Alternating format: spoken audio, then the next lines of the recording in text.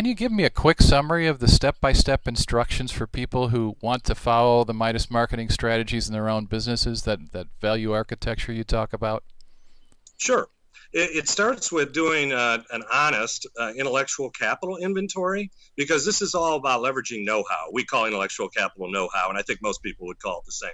So you take an inventory and get your key people, your key stakeholders. They don't have to be employees. They can be people that know you and your business real well. And take an inventory, 2 or 3 hours, of saying, okay, what do we know in this firm? What are our systems? What do our people know? What are our core competencies? That's what we're looking for. And that's the first step.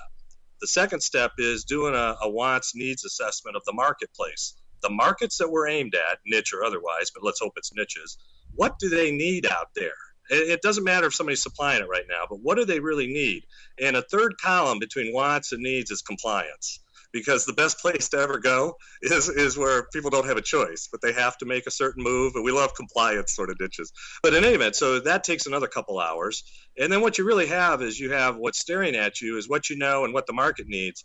From that, it should be 3, 4, 5 niches should present themselves. And if you think about it, it should be pretty obvious at that point what you're good at and what the market needs. That those should come together. And then it's a matter of, well, how do you know if those are real niches? Well, then that's where the real work begins, because you're talking to people, you're investigating, you're out in the marketplace. Most of the work isn't done within the conference room, of course. It's done out where the markets really are. And then it's a Silicon Valley approach, believe it or not.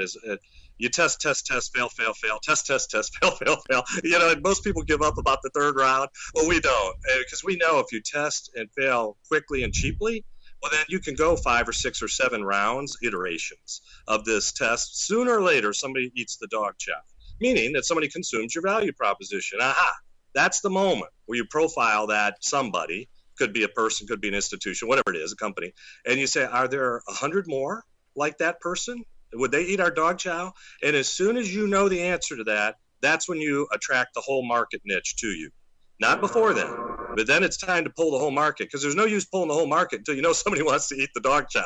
And so that's when it gets real interesting, because within just a matter of months, and I'll explain this more in the talk, within a matter of months, we can bring the whole market niche to you, or we can show you how to bring the whole market niche. What used to take 5 years to build a $5 to $10 million niche, we can do in 5 months. And that's the shocking proof. And we can do that with just 1 or 2 employees.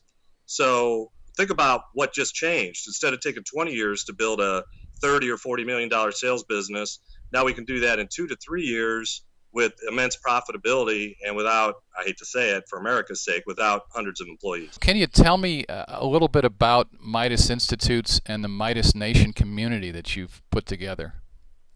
Yeah, I had this idea 5 years ago that's turned out to be true, that there are a fair number of us, especially in America, because this is an American, initiative, a fair number of us that wanted to create a better lifestyle in our business and wanted to create extreme value in the process, with that we didn't think they were mutually exclusive. Whereas most people, I think, maybe they wake up in the morning and think I could either have a great lifestyle or I can have a great business, but I can't have both. Well, it turns out you can have both. I thought several things that have turned out to be true. One is that our mantra is, together there's nothing we can't do. It turns out that's true. Together, get rid of the blue state, red state stuff. Together, there's no problem we can't whip, and we've proven that. In the last 2 or 3 years, there's no business problem, there's no social problem, there's no economic problem. We're just not used to working together anymore. But in Midas Nation, we work together, and so, we're agnostic to politics. No, we don't care. That's great. But what we do care is that when we pick a fight, whether it's for one owner or whether it's for the group, that we work together and we incentivize people. You can't expect people to do something for nothing. We incentivize the group to work together. And I'll give example after example of this in April, where we move a mountain together. Whereas individually, we can't, you can't do much. Right. So we're sort of the opposite of Congress. We are totally the polar opposite. And if they would just tune in to one of our webinars, what they would see is we could move America where it's at right now, which I think is underperforming. We have an underperforming asset called America. We could move America in just a couple years totally to where we used to be, back in the day, where nobody wanted to compete against America because we were so innovative, so creative, and we did work together. There was a point that we worked together, and we've sort of gotten away from that. Absolutely. So what's the one key thing that TENS members can walk away with from your program in April, Rob? What they'll learn, and the number one thing is and this is something that's not even in the book. I hate to say it, so they have to come to the talk. Good. I've evolved thinking in terms of mashups. And what's a mashup? A mashup is where you bring 2 or 3 different competencies or different services together in a bundle. And that's your value proposition. See, the problem with creating a sustainable niche is if you just bring one service, well, a lot of people can copy that service, right? Mm-hmm. But if you do 3 or 4 different things, brand it, bundle it, and deliver it seamlessly to the customer, well, no one's going to do that because that's a lot of work, mm-hmm. right? And so what we've done is create a process to, what are those 3 or 4 things? So you got to quickly say, what are the things that the market wants that you could bring together in a bundle? But then the more important, well, as important is, how then do you alert the crowd that that's available? And so we call it crowdsourcing. The book is on crowdsourcing. So Midas Marketing is mainly on crowdsourcing. And then what I'll show the audience is, how do you form a crowd? And you pretty much have it in Seattle. I've been to Seattle 100 times. You have a community in Seattle that cares about each other. I'm not going to name any cities, but there are some cities where that's not the case. And so just within Seattle and the Great Northwest, I believe you have everything you need to succeed in any way you want to, down to an individual level. And I'll show the crowd on April 16th how to do that. Fantastic. So what are the common traits you find among the Midas Nation community? Intellectual curiosity. The one thing that separates the people that really leverage their know-how, which is what we're talking about in terms of lifestyle and creating wealth, is they say, I wonder if that will work. Oh, okay. Well, let's pull that thread a little bit farther. I wonder if we can make that work, and then have the steps to make that work. And if you don't have that intellectual curiosity, what happens is, and I hate to say it, most people don't, but if you have any intellectual curiosity, what can happen is you can learn how to channel that into some really interesting value propositions and interesting niches. But it starts there, and I think everybody in Midas Nation has that. That's what drew them to the nation. Wonderful. How big is the Midas Nation community, and what's your vision for future growth opportunities? Yeah, we're over 50,000 people, and it is worldwide. Even though I started it out, once you start proclamating things and putting books out there, well, it's free to the world. So it's free to join, free to play. There's no pay to play ever in this. And so in that sense, we're probably 20% foreign, and I speak a lot outside the U.S., so that draws people too.